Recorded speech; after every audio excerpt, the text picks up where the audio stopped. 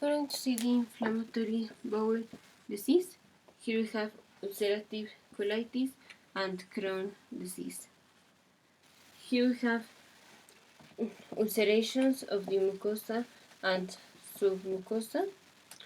Here we have transmural inflammation of all the gastrointestinal tract in skip lesions in any part from the mouth to the anus. The most common part that is involved is the ileum, and here there is involvement only of the rectum and the colon. The presentation is bloody diarrhea for ulcerative colitis, and Crohn disease could be bloody or non-bloody diarrhea.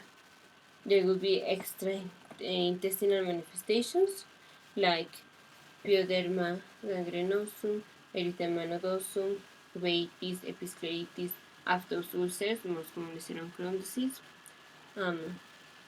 In Crohn disease, sometimes we can see stellate ulcerations, linear ulcerations.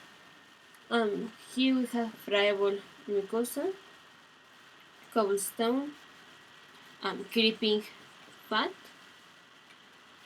the sting sign due to strictures, and here the loss of australs on the colon leads to the lead pipe appearance. Here we have crypt abscess and pseudopolyps. The crypt abscess are with neutrophils, and here we have a lymphocytic infiltration. We have granulomas, giant granulomas, non-fasciating granulomas. The complications for Crohn disease include kidney stones, biliary stones, or gallbladder stones, fistula formation, and the desidratation.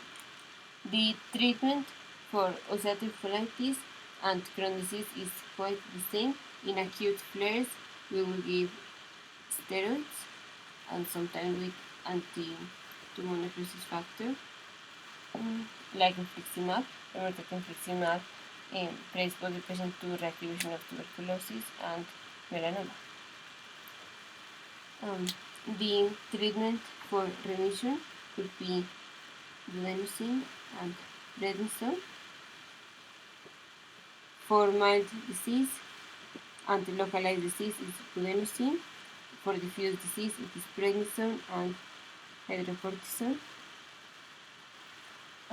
We can give ustekinumab, that is the monoclonal antibody against the interleukin 12 and 23 if infliximab is not working.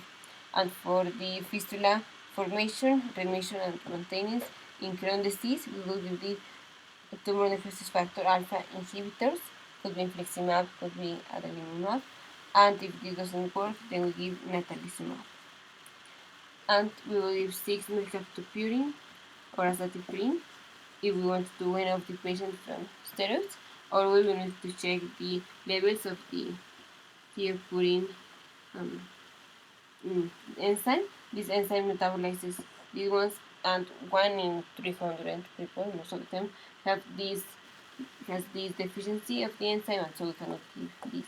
And we cannot give these medications if the patient is taking allopurinol, let's say for gout. And we need to screen with colonoscopy because each one of these can have risk of increased colon cancer, much more ulcerative colitis than Crohn disease, but Crohn disease also has increased risk more than the general population. So colonoscopy 8 to 12 years after the colon has been involved, and then repeat this every 1 to 2 years.